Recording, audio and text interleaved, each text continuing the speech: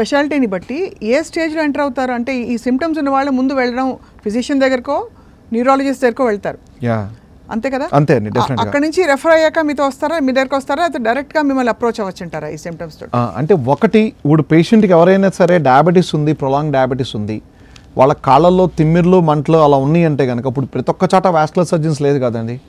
ఇనీషియల్గా ఏంటంటే ఒక ఫిజిషియన్ దగ్గరికి వెళ్ళినా న్యూరాలజిస్ట్ దగ్గరికి వెళ్ళినా న్యూరోపతి ప్రాబ్లం ఉంది ఇనీషియల్ స్టేజెస్లో అనుకుంటే నాకు చెప్పినట్టు ప్రిగావాలని కానీ గాబాపైన ఎట్లాంటి డ్రగ్స్ ఇచ్చి ఎంతో కొంత ఉపశమనం వస్తుంది.